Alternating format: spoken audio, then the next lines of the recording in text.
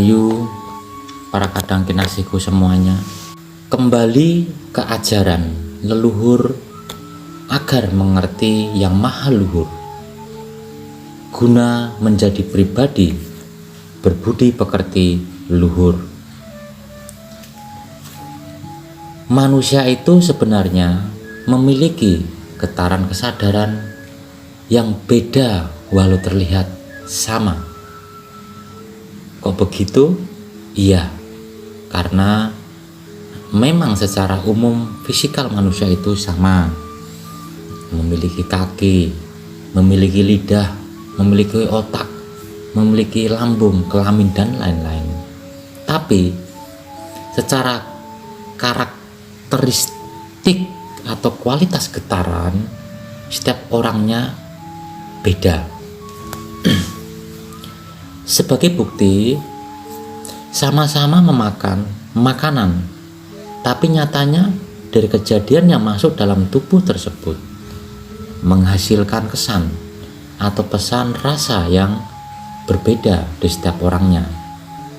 Iya bukan? Dan juga sebab itu, efek dari masuknya makanan dalam tubuh tersebut ada yang menjadikan lemak atau menimbulkan penyakit malahan. Namun ada juga yang menjadikan energi untuk mendukung proses pertumbuhan organ tubuh guna selanjutnya diperuntukkan dalam beraktivitas. Loh, kok bisa begitu? Iya, ini karena penyebabnya yang satu menggunakan adab atau tata krama atau sikap yang berdasarkan sifat yang tepat, yaitu mulai daya cipta atau konsentrasi yang terarah kepada objek atau makanan, lalu berdoa atau bersabda yang terucap sehingga menggetarkan rasa sejati, lalu karsa atau perbuatan yang terlakukan dengan rasa cinta kasih sayang hidupnya yang sejati saat memakan atau melakukan perbuatan tersebut. Sedangkan yang satunya memperlakukan makanan atau objek dengan cara memakan atau menggunakannya tidak beradab sama sekali, bahkan tidak menggunakan sifat dasar yang tepat, melainkan menggunakan sifat dasar keegoan, kepamrihan, dan kearogansian. Kalimat simpelnya menggunakan nafsu. Nah, inilah yang menjadi masalah dalam tubuhnya. Jadi untuk tubuh orang awam, setiap harinya selalu kecampuran dengan daya atau energi yang tidak selaras. Bayangkan ayam potong yang dipotong, saudaraku, del tanpa adab, mulai doa dan seterusnya, sama sekali. Hewan kurban yang merintih karena dipotong kepalanya sampai putus, betapa sadisnya. Ayam atau hewan untuk selamatan yang sebelumnya dipotong dalam keadaan stres, diadu dulu, atau saat memotong hewan di depan hewan lainnya yang masih antri untuk dipotong. Hewan yang antri itu kan mengalami kesetresan. Mungkinkah orang-orang tidak melakukan laku spiritual hakikat hidup mengetahui nasib dari jiwa-jiwa hewan tersebut dan juga efek tubuh manusia dari hasil memakan daging tersebut? Pastinya tidak tahu, bahkan mengabaikannya, bukan? Tentang era atau peradaban kebaikan ini hampir punah dan tidak ada lagi seperti halnya zamannya para leluhur kita yang penuh adab dulu. Dulu dikenal dengan yang namanya ekasata. Jadi ditanya itu hewan yang mau disuargokan selaras tidak. Nah, pertanyaan tersebut mengandung maksud salah satunya tentang keselarasan. Karena kalau tidak selaras, daging yang dimakan tersebut berarti mengandung energi stres, energi takut, Nah, energi-energi itulah yang gentayangan di dalam tubuh manusia yang memakan dan akhirnya menjadi penyakit, menjadi masalah.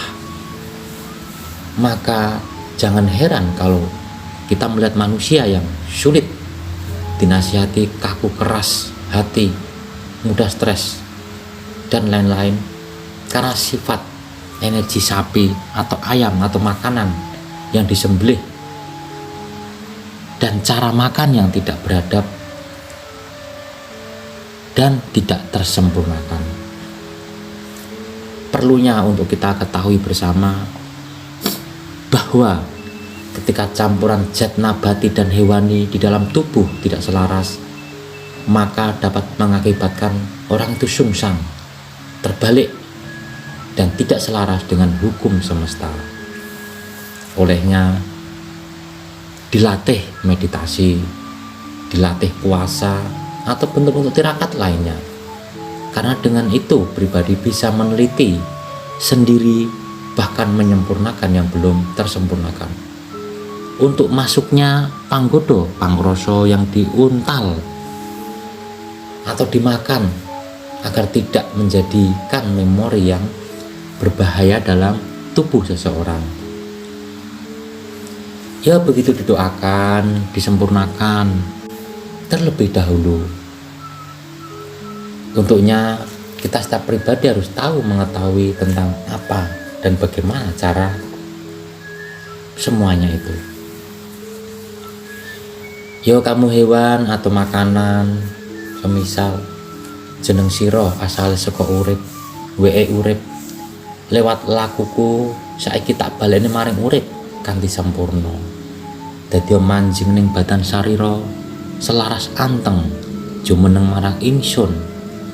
Laku lelampahku dadi mukti manuju kasampurnan jati. Kanthi Teguh Rahayu Slamet. Tapi sayang, kalau hanya mantra namun pribadinya tidak melakukan laku hakikat hidup, ya hanya getebus alias tidak berdampak. Mantra sebagai afirmasi menuju ke alam rasa sejati. Dari alam rasa sejati itulah akan menggerakkan syahwat yang murni, yang suci, sehingga apa yang menjadi daya cipta, daya rasa dan daya karsa menjadi berguna dan berdampak. Jadi para leluhur kita dulu itu apa-apa papan, bisa memanusiakan hewan, bisa memanusiakan tumbuhan, memanusiakan makanan, hingga bisa memanusiakan isi semesta alam, juga bisa memanusiakan dirinya sendiri. Lah untuk manusia modern seperti sekarang ini, hampir rata-rata untuk berbuat sesuatu itu asal dan dilumuri nafsu serta tidak ada sistem ruwatan. Makanya itu mengkacaukan tubuh fisik yang pada akhirnya mempengaruhi pikiran, perasaan, dan tindakan yang tidak mencerminkan manusia hidup, malah melainkan mencerminkan mayat hidup yang terlilit banyak masalah, penyakit, dan lain-lain karena psikologisnya terganggu. Nah, karena penderitaan inilah dia tidak sadar, akhirnya merasa kehidupannya ini tidak adil, sehingganya selalu menuntut dan membuat kegaduhan atau goro-goro, baik di dalam keluarganya, baik di dalam organisasinya, di masyarakat, di kelompoknya, bahkan di dalam agamanya, dalam kepercayaannya, dalam alirannya, bahkan di dalam intern pertemanannya. Lah, kami hanya mengajak dalam mengembalikannya kepada konsep alamiah yang murni, selaras dengan struktur semesta raya kita bersama, yang kurang lebihnya seperti ajaran-ajaran suci para leluhur kita dulu, agar menjadikan pemahaman, pengertian, pengetahuan, serta laku kehidupan yang luhur. Seperti orang-orang dulu melakukan tirakat, bertapa, semisal Bahkan Nabi Muhammad, bagian kaum muslim, beliau sendiri berpuasa loh bersama adik di Gua Hiro. Salah satunya beliau berlatih untuk ruwatan dan menyempurnakan. Konsep dari ruwatan itu sendiri adalah suatu energi, bahwasanya hawa atau energi itu sejatinya kekal abadi, hanya bertransmutasi, mengejawantah jadi ini jadi itu, dan nantinya balik lagi serta menghilang, dan ada lagi dan menghilang lagi, terus begitu selamanya. Para kadang kinasiku, perlu kita pahami bersama bahwasanya bukannya kita ini tidak butuh makan dan aksesoris hidup, tapi harus bisa membedakan antara butuh dan ingin.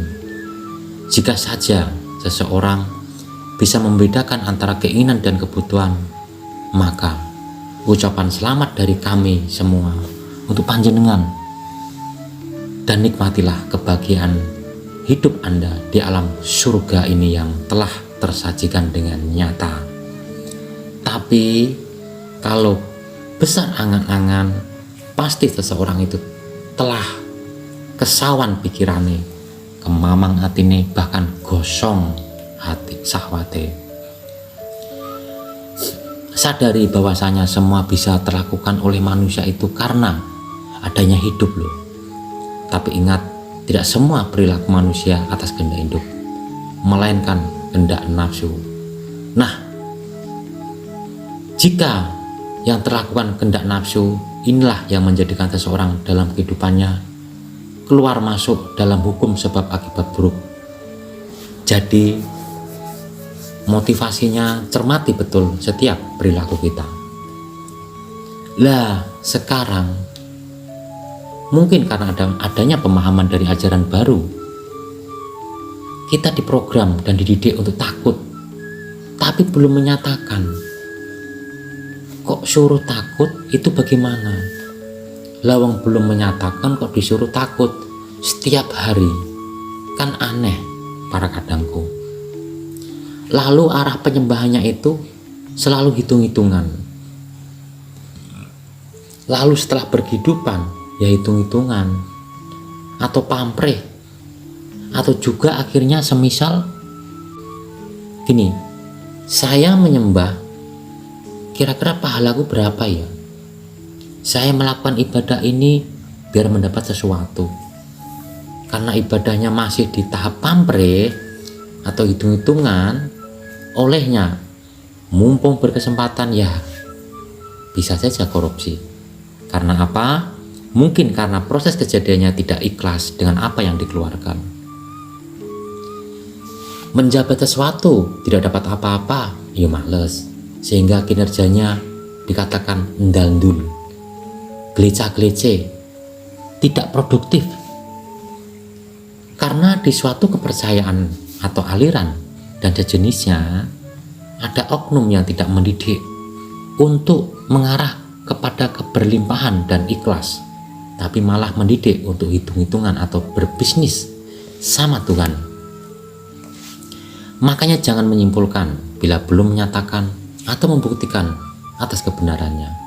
Itu kalau welingi para leluhur kita dulu nanti ndak mangro tinggal atau salah pemahaman. Karena informasi yang masuk lewat penglihatan, pendengaran, penciuman, bila bersarang di analisa atau pikiran, itu bisa mendua. Karena sebenarnya itu hanyalah angan-angan dan bayang-bayang dari seseorang itu sendiri yang tidak tepat, lalu diarsipkan dalam otak. Jadi otak seseorang itu ketakutan atau menjadi tidak cerdas. Nah, dampak-dampak ketidakcerdasan ini bisa merembet ke dalam penyimpulan singkat yang tidak tepat atau bijaksana, karena spiritualnya tidak berkembang atau memblegedeg. Nah, orang Jawa atau para leluhur kita dulu, Gusti atau Tuhan adalah kekasih Tapi sekarang malah seseorang dididik untuk menjadi budaknya Tuhan atau budaknya Gusti, untuk harus takut sama Tuhan. Nah, ini yang menjadi adanya spasi atau jarak antara hamba dengan Tuhannya. Lah terus ditambah lagi adanya udara yang kita hirup merupakan udara yang tercampuri racun kasus kotoran pikir sehingga menilai ajaran itu sesat, racun kasus kotoran hati sehingga membatin orang itu menyimpang, racun kasus kotoran syahwat sehingga berkeinginan atau berbuat untuk menyalahkan, membenci, memfitnah, membuli dan lain-lain kepada orang atau makhluk lain. Dan makanan yang dimakan dari tanaman atau hewan yang nyatanya hidup di atas tanah dan di dalam air, sedangkan tanah dan airnya sudah tercemari dengan darah pembunuhan, darah kasus PKI, dan darah pertikaian dan lain-lain. Nah, ini kalau makanan tidak diruat atau disempurnakan terlebih dahulu, maka sari-sarinya masuk dalam tubuh, menjadi tubuh seseorang konsleting atau rusak, tidak waras. Sadari itu semua. Para leluhur kita atau orang Jawa mengajari teknik menghisap sari-sari bumi. Bumi kita bersihkan. Singkatnya begini: saat orang awam yang tidak baik sifat dan sikapnya itu mati, orang tersebut berarti kan menyumbang bangkai atau jasad yang mati kepada bumi kan. Dan bangkai tersebut ternyata mengandung hawa energi panas tidak sabaran, energi pertikaian, energi yang selalu menganalisa buruk, energi konflik. Berarti kita semua, bahkan generasi kita, sedang dan akan ikut memakan zat-zat yang telah terurai tersebut, bukan? Lalu ikut gentayangan pastinya. Dan akhirnya kita atau generasi kita memakan stresnya leluhur, memakan rasa ketidaktenangan leluhur. Olehnya itu perlu diruat atau disempurnakan. Nah, saat ini kita menyiapkan diri untuk mengenal diri agar tidak mati, bahkan bisa abadi. Urip iku langgeng tan owah gingsir tan kena ing pati. Toh kalaupun harus mati dan menjadi bangkai, seseorang tetap bisa kembali ke asal usulnya, yang dari air kembali ke air, yang dari angin kembali ke angin, yang dari api kembali ke api, dan yang dari tanah kembali ke tanah yang bersih. Jangan tanah yang mengandung sawan atau tanah yang mengandung energi racun atau negatif. Dan kalau itu dimakan generasi kita, akhirnya generasi kita kan juga ikut teracuni dan akhirnya menimbulkan peradaban di masa depan yang gelap. Olehnya, sistem pendidikannya harus alamiah dan murni agar bisa menuju kesucian. Sebab jagat Dewa Batara ini sangat alamiah dan murni. Orang para leluhur kita dulu atau orang Jawa merakit dan menamakan langit Sabtuju yang memberadakan semesta. Allah Maha Kuasa itu air, Allah Maha Suci itu angin, Allah Maha Welas Asih itu rembulan, Allah Maha Kamulyan itu bintang, Allah Maha Luhur itu matahari, Allah Maha Adil itu bumi, Allah Maha Sampurno itu geni atau api.